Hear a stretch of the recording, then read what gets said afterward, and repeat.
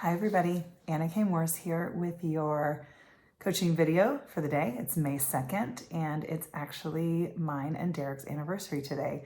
We've been married 9 years and I thought it fitting to talk about relationships because obviously we're going to be celebrating our relationship later today.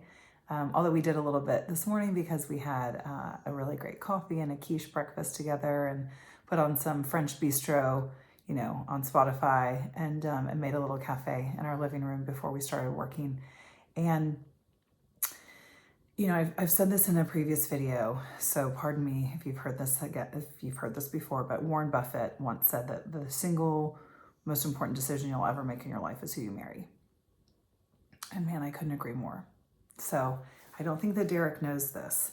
But like this is one of those things where it's like, it is really important.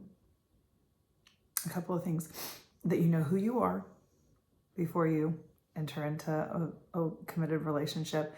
And you also know where your heart is, where you want to go. And my mom always said, you want to be a whole glass of water, because if you are a half full glass of water and another half full glass of water and you keep moving the water back and forth, this was my previous relationships were very much like this. And we would just keep moving water back and forth, and then somebody would feel great and full and the other one would be pissed off and depleted, and then that's kind of how martyrdom starts, right? That's why I'm always Jack is 3.5 and he knows to put his dish in the sink, and soon enough he'll be able to rinse it and put it in the dishwasher. He knows exactly where his clothes go, which are in the dirty clothes hamper, not on the bathroom floor, because I'm not his maid.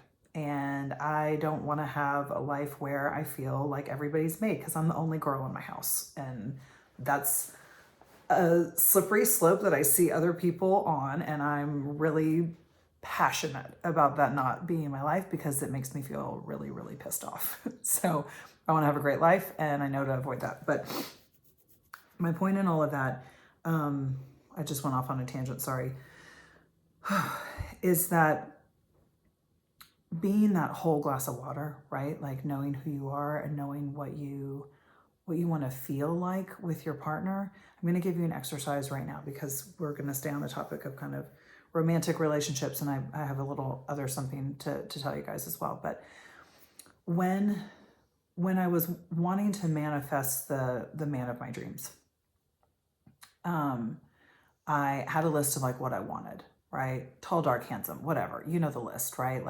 Has a college degree, has a good job, has a whatever your list is. You've got that list. Most of us do. Whether you wrote it down or not, I think a lot of people have. I definitely had that list. And I had a coach who was working with me at the time on she's an energy healer and shaman. I've also talked about her on previous videos. That it's not about that list. It's about how I feel in the presence of that person. And so I wrote how I wanted to feel. And for the most part, I had always felt in relationships very constricted. I had been with a lot of guys that were threatened by how big and strong-willed I can be, how bold and audacious and outspoken I am. That wasn't always a good fit. And I remember my dad telling me one time, I asked him if I would be alone forever. Of course, I was crying to my dad about some breakup. And it was just dead silence. Dead silence on the other end of the phone. This was when I lived in New York, and he was like, well, Anna, you're a very specific personality, and you have a lot to give, and you have a very strong voice, and that's not going to work for every guy. So I don't know that you'll be alone forever, but it may take you longer, because the pool that you get to choose from, I believe to be smaller. And I love that. I love the honesty. And it's really kind of true, right? Because guys thought that they wanted to be with me, and then wanted to change me and have me not be as outspoken or as brazen or all the things that I am. And when I got together with Derek, I remember specifically our first date was Christmas night. Who goes out on Christmas night? But we did. And I didn't even know it was a date, actually. We were old family friends, and I just thought we were saying hi. And But I'd written a few months prior that I like wanted to feel relaxed. I wanted to feel like me. I wanted to like feel, I didn't know quite how to put into words. I recall like that, like I was grounded, but like I could fly really high and then come back home and then like go out again and then come back home. And like I had felt like really imprisoned in relationships. And so as a result, I said I never wanted to get married. I never wanted to have kids. I never wanted to do anything that would make me change, that would make me be less of who I knew I was. I know I am.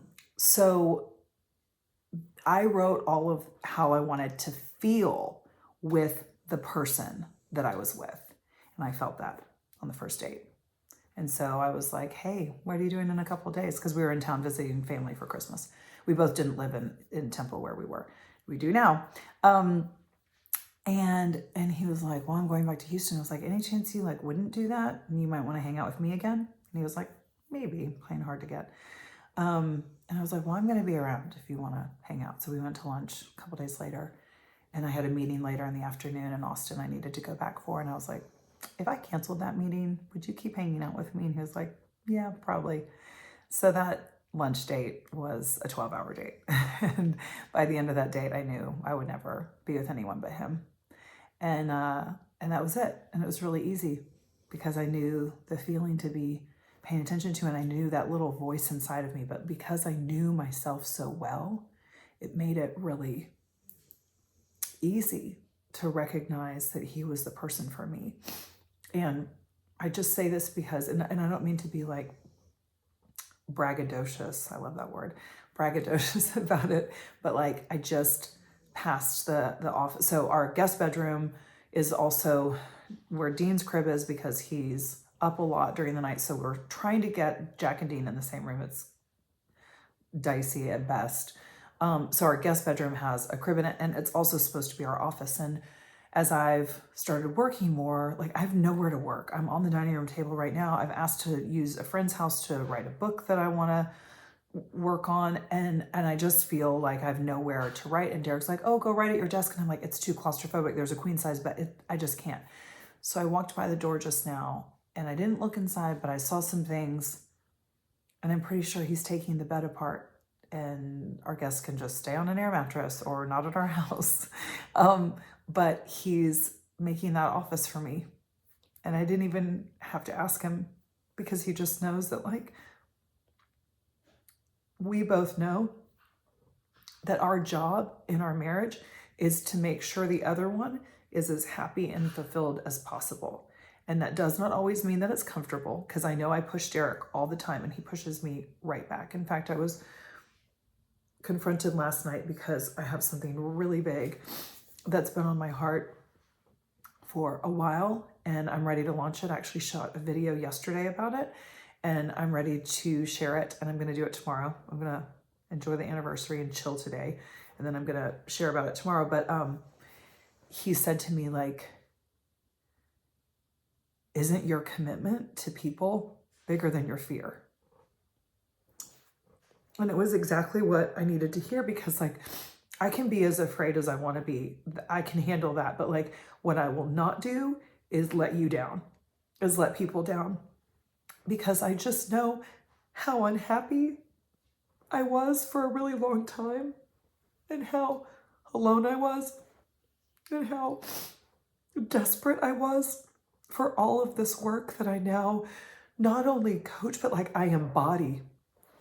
Like I've lived it. I know it. Like I still do it. I'm still working on myself. I hope if you've been watching these videos, like, you know, like I am 100% vulnerable. Like I share far more than I ever expected to, but it's just the only way I know how to do it. And I had somebody say to me a long time ago, 15 years ago, in my first landmark class, and she said to me, you think your strength is your strength.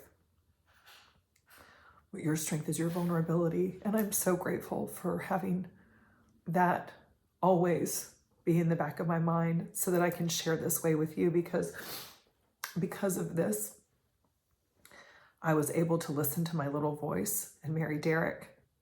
And it's not always perfect, but I also don't believe in perfect. So I don't even I'm like, yeah, of course it's not, but what is that anyway? But I do know for sure that he always has my best interest in mind, that he's always rooting for me, that he's always like pushing me to be bigger and bolder and more audacious than I am. And same goes for him. And we don't like it sometimes, right? It's confronting, it's scary, but he's right. My commitment is greater than my fear. My fear of like putting myself out there even more, of like having a big to-do list, right? Of needing to hire some help because I have a lot, that I want to accomplish. That all is nothing compared to my commitment to everybody living a great life, to everybody living how they want to live and accepting one another, right? That's really this is all just an experiment.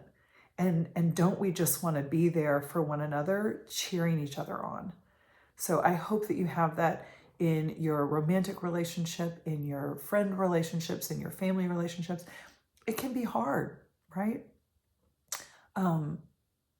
But it doesn't have to be. It actually doesn't have to be.